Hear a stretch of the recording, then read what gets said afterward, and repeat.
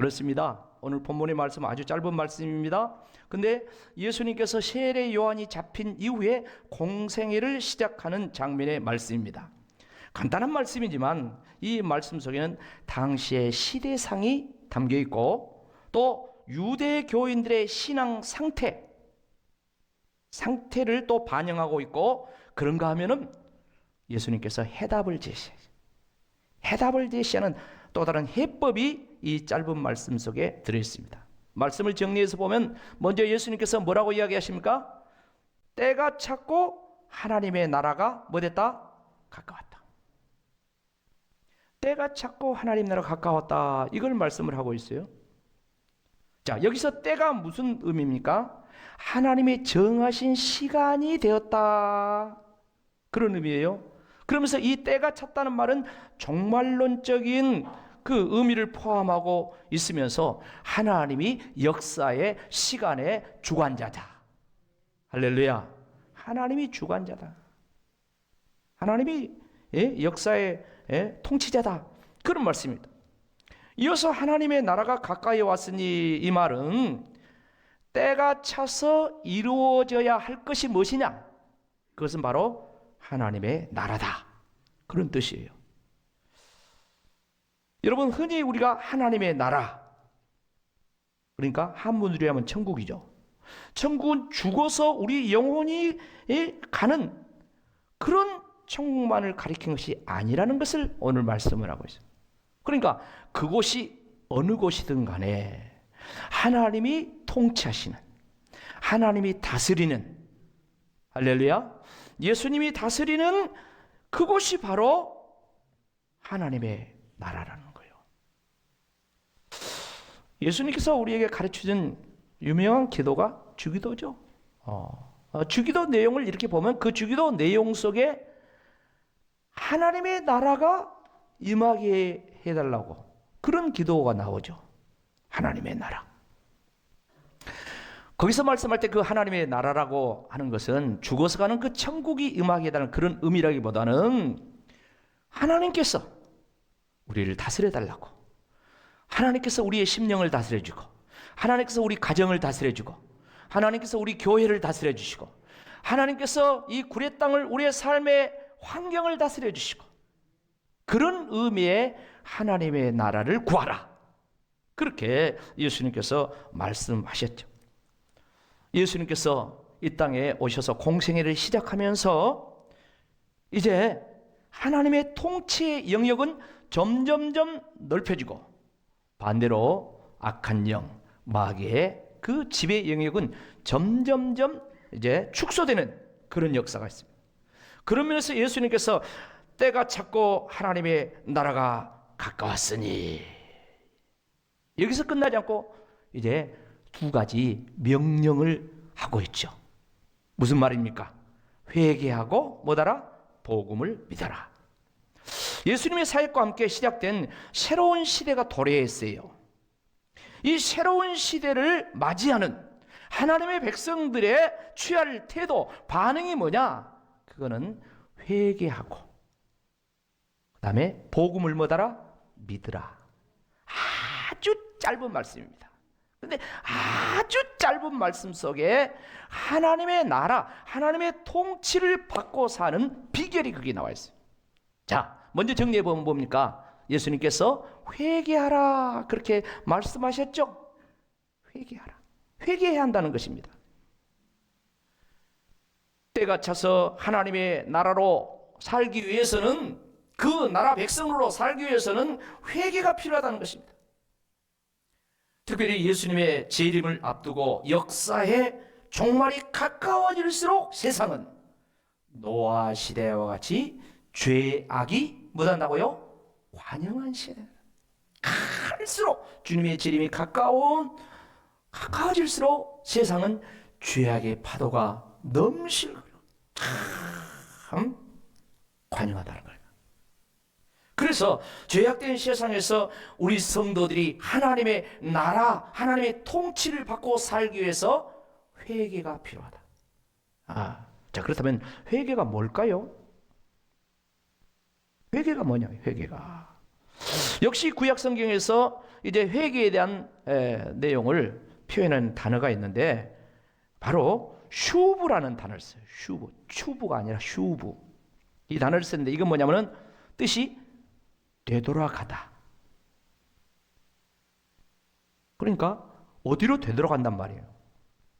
이 죄악된 길에서 되돌아서 어디로? 하나님께로 방향을 돌려서 그 하나님께로 가는 거. 이것이 회개라는 거예요. 그러니까 죄에 대해서 양심의 가책을 받고 또 내가 잘못했다 하는 그런 생각만 하는 것이 아니라 죄에 대해서 인정만 하는 것이 아니라 구체적으로 행동과 삶의 방향 전환, 변화, 이걸 요구한 것이 구약 성경의 회개예요. 그러면 또 신약 성경에도 회개에 대한 말씀이 나오잖아요. 신약 성경에서 사용한 회개라는 이 단어, 헬라어로 메타노에오 이런 단어를 썼어요. 무슨 뜻인가? 이 과거의 잘못을 깨닫고 진심으로 후회하고 그 다음에 뭐냐? 잘못된 길에서 뭐 한다는 거예요? 돌아선다는 거예요. 돌이키는 거, 돌아서 길을 바꾸는 거. 내가 가는 길이 잘못되었어. 인식을 했어. 양심의 가책도 받았어. 이 사람이 회개를 해. 그럼 어쩝니까? 그 잘못된 길에서 뭐 하는 거예요? 돌아서는 거예요. 하나님께로 돌아서는 거예요. 말씀으로 돌아서는 거예요. 성령의 감동을 따라 돌아서서 사는 것. 이것이 회개예요. 그렇게 살 때 회개에 합당한 열매를 맺고 있다. 이렇게 표현을 할 수가 있습니다. 사랑하는 성도 여러분, 우리는 성경의 인물 중에서 많은 믿음의 인물들이 있는데 그 가운데 다윗을 위대한 자로 여깁니다. 왜 다윗이 위대한 자입니까? 다윗이 물맷돌로 골리앗을 때려 눕혔기 때문에 위대한 자입니까? 물론 그것도 대단하죠. 근데 성경 전체를 볼 때, 다윗의 일대기를 볼 때 다윗의 위대함은 바로 그가 죄에 대해서 철저하게 회개하고 죄에 대해서 돌이키는 것, 이것이 바로 다윗의 위대함이다. 이렇게 말씀을 드릴 수가 있습니다. 성경에 보면 시편 같은 데 특별히 다윗이 회개했다는 말씀들이 엄청 많이 나와 있습니다. 그 가운데 대표적인 말씀은 한 군데 보면 시편 6편 6절 7절 보면 이렇게 말씀하셨어요. 내가 탄식함으로 피곤하여 날마다 눈물로 내 침상을 띄우며 내 요를 못한다? 적신하였다. 그러니까 회개하는데 그 회개하는 그 눈물로 밤마다 눈물로 침상을 어떻게 눈물로 침상을 띄워버립니까? 요를 적셔버린대. 얼마나 강력한 회개를 했는가를 알 수 있죠. 다윗이 하나님의 징계를 받으면서 하나님의 구원을 호소하면서 철저하게 회개할 때 하나님께서 모든 것을 다시 회복하신 줄로 믿습니다. 지금 우리 한국교회, 우리 성도들의 가장 큰 문제점이 뭐냐? 여러 가지가 있겠지만 회개가 없어지고 있다는 거예요. 자, 우리 장로님들, 권사님들, 신앙생활 오래 하신 여러분들 생각해 보세요. 20년 전, 30년 전 우리가 부흥회를 했다든가 또 기도원에 가서 여름 수련회를 했다든가 그럴 때 어떻습니까? 그럴 때 은혜 받았다 하면은 그냥 눈물로 그리고 목이 쉬도록 그럴 때 우리는 은혜 받았다고 해요. 근데 욕훈자에 이렇게 보면은 그런 모습들이 교회 안에 찾아보기 힘들어요. 그런 모습들이 회개가 실종된 것이 이것이 문제다는 거예요. 예수님 당시 예수님보다 먼저 온 세례 요한이 뭐랍니까? 주의 길을 예배하라 하면서 주님 맞이를 준비하라 하면서 뭐랍니까? 회개하라, 천국이 가까이 왔다. 회개하라고 했어요. 회개하라고 했어요. 근데 어쩝니까? 이 사람들이 회개합니까? 마태복음 3장 7절로 9절 말씀 보면 요한이 많은 바리새인들과 사두개인들이 세례 베푸는 데 오는 것을 보고 이르되 독사의 자식들아, 누가 너희를 가르쳐 임박한 진로를 피하라 하더냐. 그러므로 회개에 합당한 뭐더라? 열매를. 유명한 한경리 목사님, 남한산성에서 거기서 여생을 보내는데 목사님들이 유문옵니다. 장로님들이 유문옵니다. 제가 가끔 이야기했던 말이에요. 유명한 말입니다. 목사님들 예수님 잘 믿으세요. 장로님들 예수님 잘 믿으세요. 예수 믿으세요. 여러분, 예수님 12제자 우리 잘 압니다. 그런데 어떻습니까?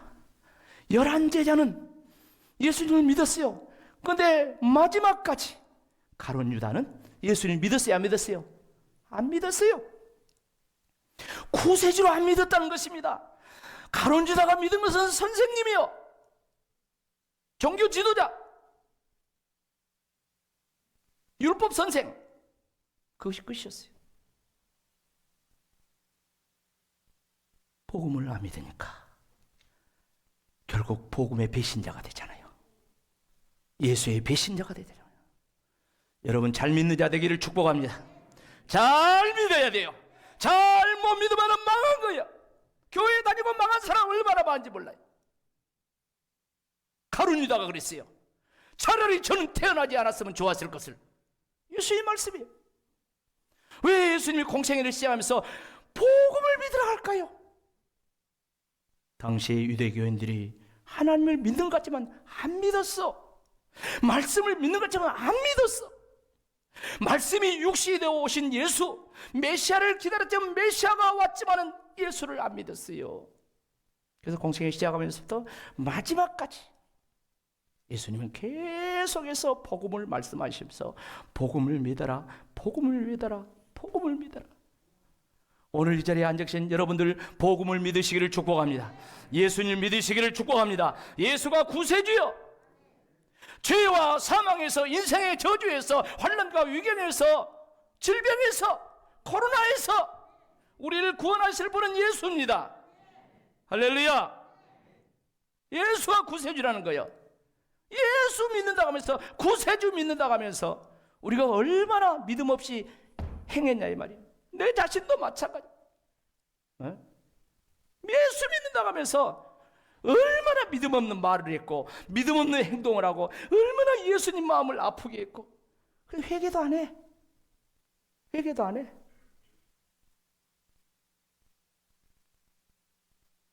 사랑하는 성도 여러분, 한국교회는 코로나 시대를 지나면서 예배 공동체로서의 정체성에 대한 심각한 위험을 받아왔어요. 그런가 하면 세상 사람들에게는 이기적인 종교 집단으로 그렇게 매도당하고 비난받아오고 있습니다. 이런 가운데 한국교회의 정체성을 회복하고 세상의 교회의 신뢰성을 회복하기 위해서는 복음으로 돌아가야 된다는 거예요. 예수님 앞에 돌아가야 될 줄로 믿습니다. 이 복음은 사귐과 이 관계에 관한 것으로서 하나님과 어떤 관계를 가질 것인가? 그런가 하면 이웃과 어떤 사귐을 할 것인가? 하나님과 관계, 이웃과 사귐. 복음 안에 사는 우리가 어떻게, 이 질문을 던져봐요. 요새 젊은 사람들 잘 모르겠지만 옛날 어른들은 흥이 나면 부르는 노래겠죠. 얼씨구 절씨구 차차차, 지화자 좋구나 차차차. 근데 이거는 그냥 부른 노래고, 원래 이 노래의 본래 말은 얼씨구 절씨구 지하자 졸씨구, 이게 맞아요. 조금 이렇게 변경된 거예요. 지금 무슨 말일까? 얼씨구는 서자의 시란 말이에요. 절씨구는 승려의 시란 말이에요. 지하자 졸씨구는 전쟁터에 나가는 병사 가운데 쫄병 있죠? 쫄병의 시라는 그런 말이에요.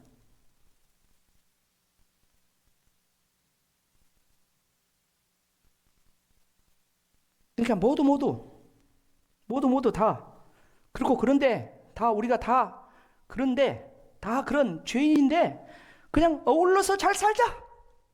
그게 옛날 어른들이 부른 그런 노래예요. 자, 그런데 마태복음 1장에 보면 예수님의 족보가 나오죠. 그 족보에 유대인들로서는 여자는 기록을 하지 않는데 예수님의 족보에 올라간 여인들의 이야기가 나오잖아요. 첫 번째 여인이 누굽니까? 시아버지와 관계를 맺었던 누구? 다말. 다말은 다 말아먹은 여자. 뭐 그렇게 우스갯소리로 이야기하잖아요. 그럼 유대인으로서 이방인을 용납할 수 없는데 이방 여인 모압 그 여인 룻. 그런가 하면 여리고성의 기생 라합 창기. 그런가 하면 다윗과 부적절한 관계를 맺었던 우리아의 아내 바세바. 그리고 다섯 번째로 예수님의 어머니 마리아가 나옵니다.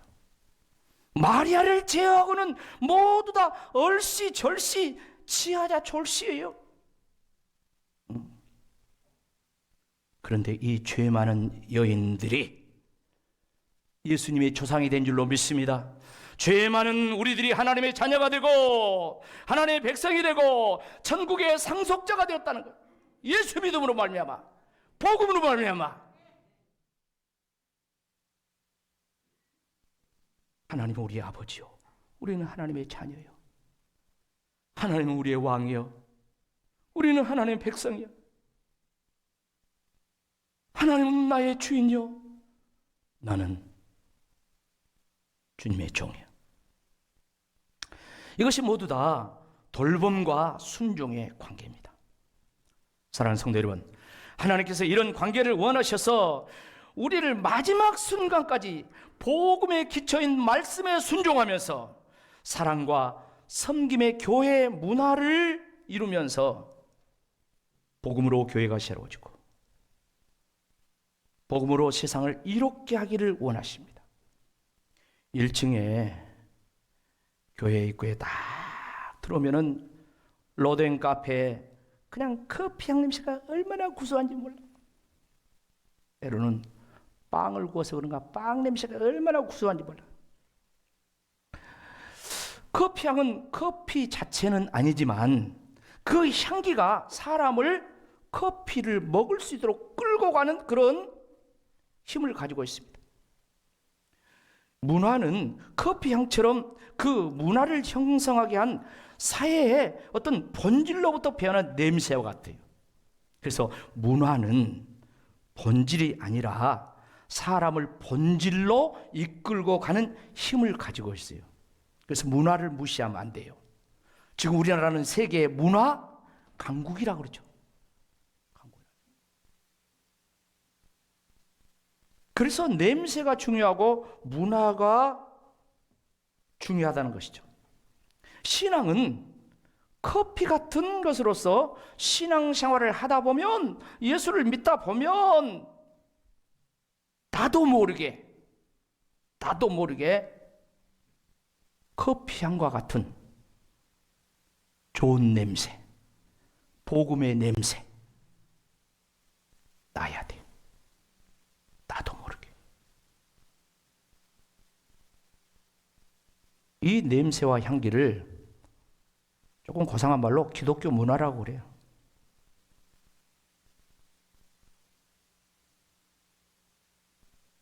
저는 요즘 많이 기도하면서 거룩한 고민을 하면서 하나님께서 이 코로나 시대에 정말 역사하시고 우리 성도들 헌신으로 이렇게 좋은 성전을 하나님 주셨는데 앞으로 여기서 어떻게 복음을 전파하며 어떤 목회를 할까 늘 고민을 합니다. 그러면서 생각한 것이 우리 교회가 기독교 문화를 형성하고 우리 교회에 오면은 기독교 문화를 볼 수가 있고 구례 사람들이 구례 제1교회를 보면 아, 교회가 저런 곳이구나 이렇게 느낄 수 있는 그렇게 기독교 문화가 형성된 그런 교회로 이끌고 가야 됐다. 그런 생각을 합니다.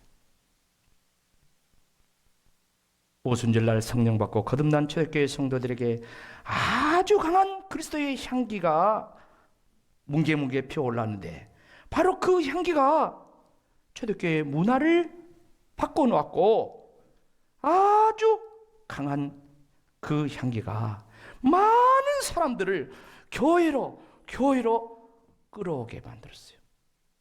그게 사도행전 2장 44절로 47절 말씀은 그러잖아요.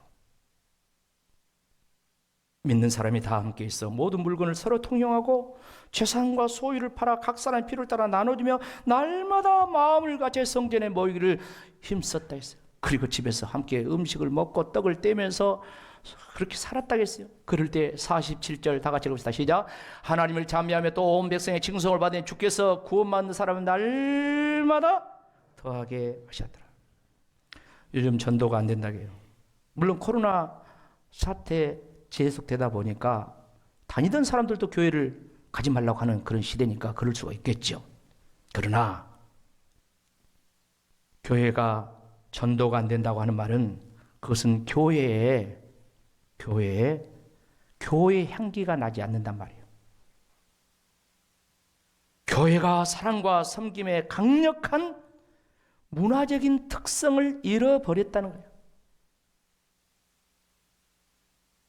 교회를 가고 싶은 사람이 없어. 교회 다닌 사람들도 그냥 억지로 교회 다닌다. 그렇다면 기독교의 매력과 그 독특한 문화적인 특성이 뭘까요? 그거는 한마디로 세상 욕심을 부리지 않는 거예요. 욕심을 부려. 그래서 우리 교회를 건축하면서 우리 장로님들하고 늘 이야기한 게 우리 교회는 우리만을 위한 교회가 아니라 구례의 교회예요. 교회의 공공성을 갖고 교회를 해야 된다. 공공성을. 그런 말씀을 드리고 지금까지 해나왔어요. 욕심을 부리자. 초대교회 성도들이 믿는 사람이 다 함께 모여서 그냥 자기가 가지고 있는 걸 막 나눠줬잖아요. 그게 문화가 됐어. 교회의 문화가 돼. 나누는 것이 문화가 돼. 기부가 문화가 됐어. 그것이. 그러니까 교회 밖에 있는 사람들이 그 문화에 나도 참여하고 싶다 하면서 이렇게 나오면서 교회는 구원받는 사람을 하나님이 날마다 더하게 하셨다 그랬습니다.